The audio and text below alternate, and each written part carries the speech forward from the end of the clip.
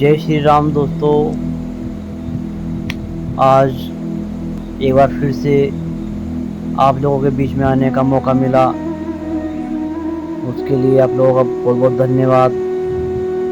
आज हम आप सभी से चर्चा करेंगे श्रीमद् भागवत की रचना कैसे हुई। दोस्तों, सबसे पहले आप हमारे YouTube चैनल आध्यात्मिक गुरु को सब्सक्राइब एंड लाइक कर लें ताकि आपके पास हमारी हर वीडियो पहुंच सके। द्वापर युग में महर्षि पराशर के पुत्र के रूप में सत्यवती के गर्भ से तेजस्वी योगीराज वेद व्यास ने जन्म लिया। व्यास जी त्रिकाल ज्ञानी थे, उनकी दृष्टि अचूक थी। एक दिन वे सूर्योदय के समय सरस्वती नदी में आचमन स्नान करके एकांत में नदी के किनारे पवित्र स्थान पर बैठ के चिंतन कर रहे थे। उन्होंने ध्यान लगाया तो लोगों को भौतिक कष्टों से दुखी देखा। प्रजाजन को किसी न किसी अभाव का कष्ट था। उनमें नास्तिकता बढ़ती जा रही थी। वे भाग्यहीन दिखाई देने लगे थे। वेद व्यास ने सोचा, लोकहित कैसे हो। उनके मन में आया कि यज्ञ द्वारा मानव हृदय शुद्ध एवं पवित्र हो जाता है। उन्होंने जनहित का ध्यान रखकर इस महान यज्ञ को सरल बनाया। इसके 4 भाग कर दिए। एक भाग ऋग्वेद, यजुर्वेद, सामवेद और अथर्ववेद। इनके अतिरिक्त इतिहास एवं पुराण को उन्होंने 5वां वेद बनाया। इन वेदों के भी विभिन्न भाग बनते गए।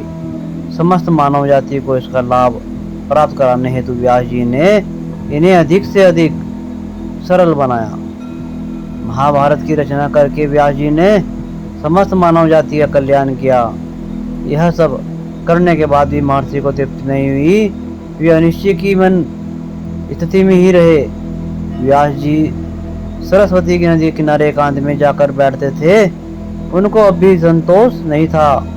वे निरंतर जन कल्याण की चिंता करते रहते थे।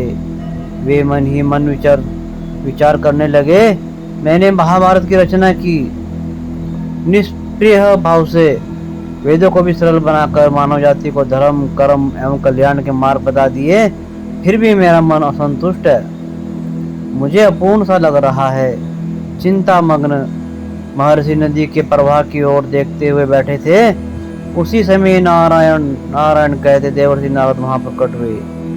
व्यास जी ने आदर पूर्वक नारद जी की पूजा की। आग्रह पूर्वक उन्हें बिठाया। नारद जी ने उनकी चिंताग्रस्त मुद्रा देख ली थी और बोले, महाभाग महर्षि व्यास, आपने महाभारत की रचना करके अद्भुत कार्य किया है। आप बधाई के पात्र हैं, पर आप तो जैसे कि किसी शोक में पड़े दिखाई दे रहे हैं। वीणापणि नारद की बात सुनकर व्यास जी ने कहा, हे मुनि, आप साक्षात ब्रह्मा के पुत्र हो। आप तो सबके मन की बात जानते हैं। मेरी व्यथा को भी आप जान गए हैं। आप ही मुझे बताएं कि मुझ में क्या कमी रह गई है। नारद जी ने कहा, महर्षि, आप परम ज्ञानी हैं, आप में कोई कमी नहीं है, किंतु आपने भगवान के निर्मल यश का गान नहीं किया है। अब आप भगवान कृष्ण की लीला का गान करें, आपको शांति मिलेगी। भक्ति से आपके ज्ञान को पूर्णता मिलेगी। अपने ज्ञान भंडार में ईश्वर भक्ति मिला लीजिए, इसमें जन कल्याण होगा। यह कहकर नारद जी जाने लगे। व्यास जी ने पूछा, देवर्षि, आप विश्व परिक्रमा करते करते भगवान की लीला का प्रचार करते हैं, इसका क्या रहस्य है। नारद जी हंसकर रुक गए। उन्होंने कहा, मेरा पुनर्जन्म का इतिहास।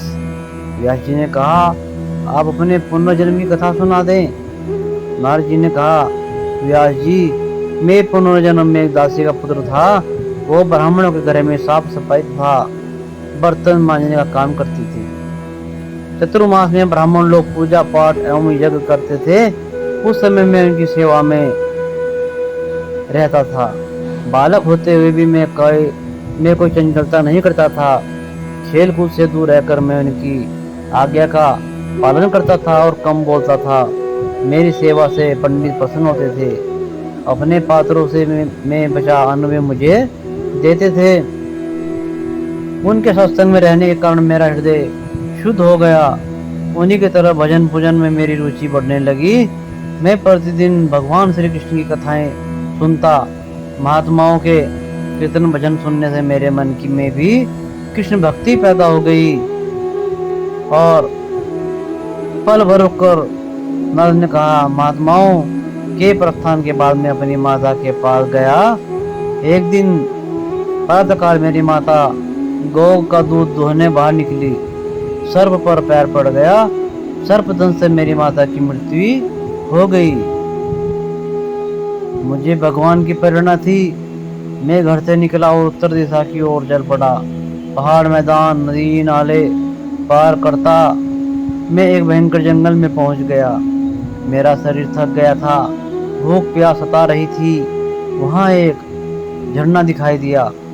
मैंने वहीं स्नान किया, जल पिया और एक पीपल के नीचे बैठ गया। मेरी थकावट उतर गई थी। मैंने भगवान को नमस्कार किया और उनका नाम स्मरण करने लगा।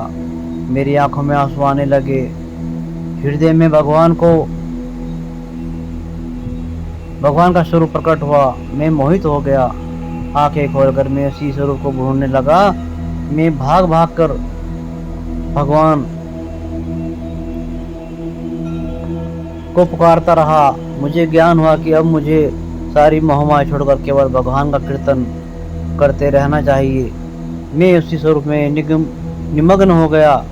कुछ समय के बाद मेरी मृत्यु हो गई और 1 चतुर्युगी बीत जाने पर जब ब्रह्मा जागे और सृष्टि रचना करने लगे, तब उनके शरीर से मरीचि आदि ऋषियों के साथ मैं भी प्रकट हो गया और पुनर्जन्म के संस्कार के प्रभाव से मैं भगवान की भक्ति में डूबा रहा और इस जन्म में भी तीनों लोकों में बिना रोक टोक विचरण करता हूँ और अखंड रूप से भगवान का नाम स्मरण करता हुआ भ्रमण करता रहता हूँ।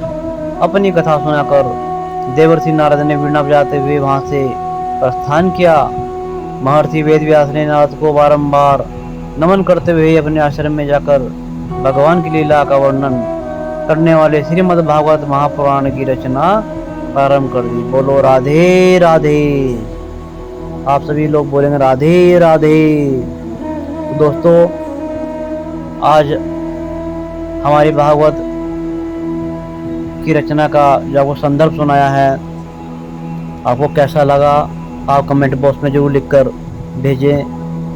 अगर आपको हमारी ये कथा अच्छी लगी हो तो लिखकर जरूर भेजें और हमारे चैनल को सब्सक्राइब और लाइक जरूर करें ताकि हम आपको आने वाली वीडियो में अच्छी से अच्छी वीडियो आप तक पहुंचा सकें। जय श्री राम, जय राधे राधे।